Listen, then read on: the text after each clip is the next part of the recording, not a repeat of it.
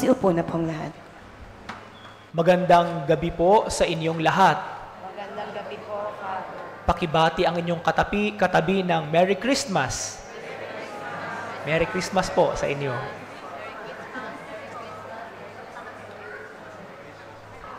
Alam niyo po, mayroon ako, si Father Giovanni, mayroon kaming kasamahang pari sa aming diocese na mayroon siyang kapatid na engineer pero dumaan ng matinding depression at medyo nasiraan ng bait. Pero ang kanyang problema, hindi siya nagwawala, hindi siya gumagawa ng eksena, pero naging stricto siya pagdating sa mga gawain sa simbahan. Naging stricto siya. Kahit kaming mga pari, pag may nakita siyang mali, talagang sa harapan ng maraming tao, magagalit siya. Isa sa mga bagay na kinagagalit niya sa loob ng banal na misa, yung tungkol sa komunyon. Yung tungkol sa komunyon. Doon sa kanilang barangay, kapag mayroong misa, at during communion, talagang habang pumipila yung mga tao, sinasabihan niya, pagdating sa harapan, luluhod ka sa pagtanggap ng komunyon. Nagagalit siya kapag hindi ka lumuhod at tumanggap ng banal na komunyon, sa pagtanggap ng banal na komunyon. At para sa kanya, ang tamang pagtanggap ng banal na komunyon, hindi hinahawakan sa kamay, diretso sa bibig. Isang beses, may isang babae na siguro napagalitan or nainsulto ng engineer na ito, na kapatid ng isang pare. At nagreklamo siya. Kanino siya nagreklamo? Sa kapatid na pare nung engineer na iyon. Sabi niya, sino ba yung taong yon? Nanggugulo, pinakikialaman kami sa aming pagsisimba. Alam mo ang sagot ng aming kapatid na pare? Sabi niya, kapatid ko siya. Sige po, pagsasabihan ko siya. Naging usap-usapan ito sa amin dahil hindi niya ikinahiya ang kanyang kapatid. Siguro kung iba, putting myself in his shoes, baka siguro sabihin ko, sige po, sasabihan ko, pero hindi ko nasasabihin na kapatid siya. Pero siya, sabi niya, kapatid ko siya. Hindi niya ikinahiya. Sabi niya, kakausapin ko siya. Kung nakinig kayo sa Ebanghelyong binasa, napakahaba po ng kwento ng ating Ebanghelyo ngayon. At yung first part ay tungkol sa mga ninuno ni Jesus. At sa maraming pagkakataon na ating binabasa ang Ebanghelyong ito, paulit-ulit na sinasabi at ibinabahagi na ang listahan ng mga ninuno ni Jesus ay binubuo ng mga hari, ng mga propeta, ng mga tao na maayos ang reputasyon sa bayan ng Israel, kasama na rin ang mga tao na hindi maayos ang reputasyon, ikinahihiya ng bayan ng Israel. May mga pagano, may prostitute, may mamamatay tao, may nakiapid. So, ito yung listahan ito yung klase ng mga tao na bahagi ng family tree ni Jesus. Ito yung listahan ng mga tao na kung ibang pamilya siguro, baka ikahiya nila ang pinanggalingan nilang pamilya.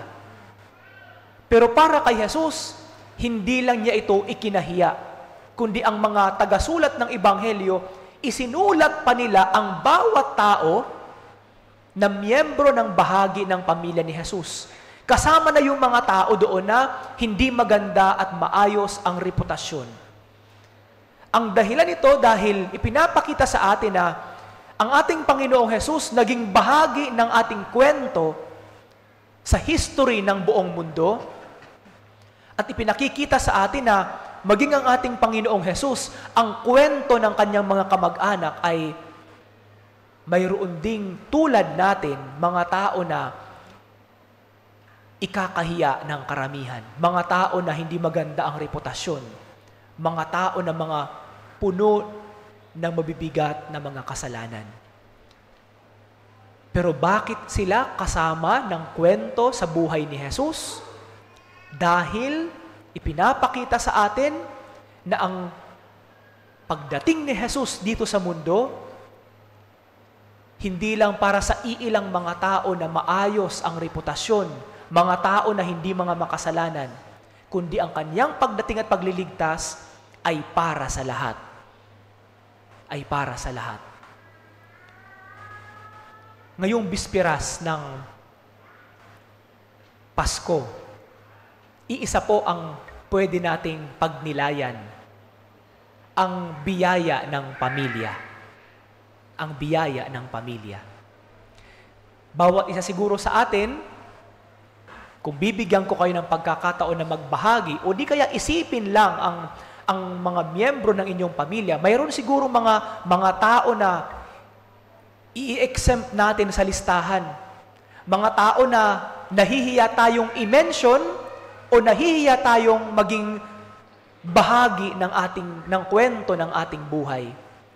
Mga tao na makasalanan tulad natin, mga tao na hindi natin gusto ang ugali, mga tao nga siguro na baka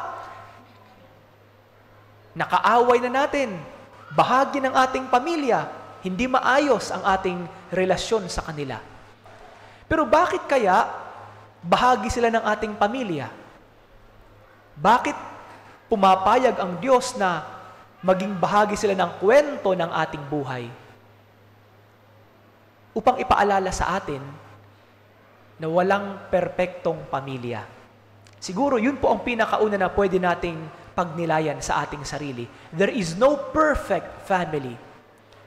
The perfection only comes through the imperfection of each and every member of the family.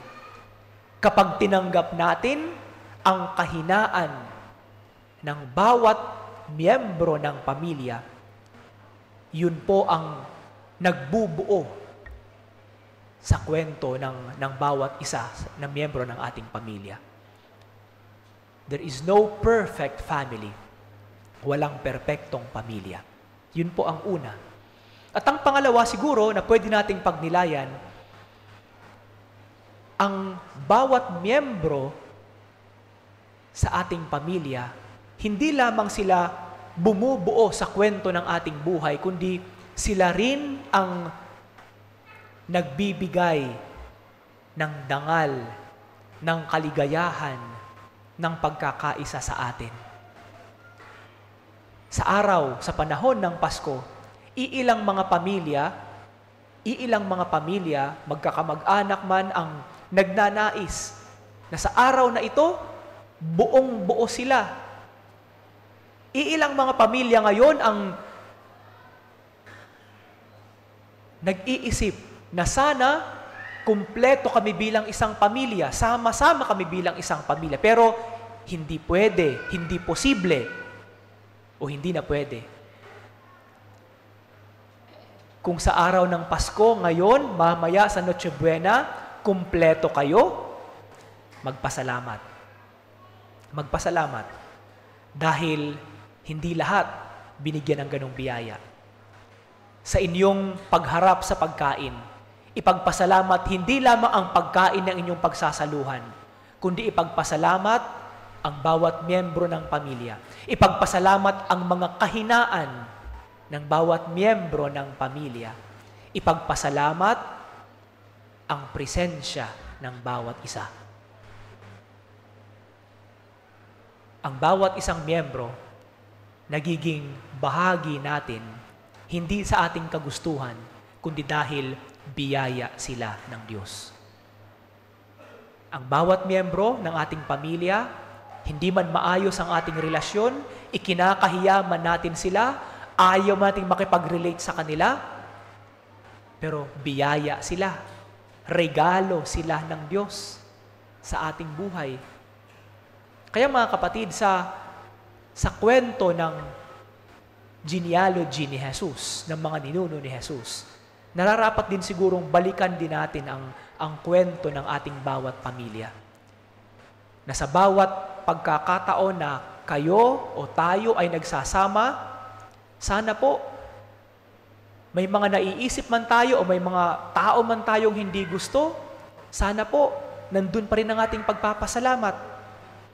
Hindi lang dahil kumpleto tayo ngayong Pasko, kundi tinitingnan natin na isa itong biyaya. Comparing ourselves to others na hindi kumpleto, na hindi masaya siguro sa araw ng Pasko, na dumanas ng kamatayan tulad ng ating mga kapatid sa Gaza, mga Palestinians na sa araw ng Pasko, magpapasko silang patay ang maraming miyembro ng kanilang pamilya. Walang bahay, walang pagkain, o walang mapagsasaluhan. Sana po sa ating pagharap sa pagkain mamaya, ang pagpapasalamat natin, ipagpasalamat natin sa Diyos ang presensya ng bawat miyembro ng ating pamilya.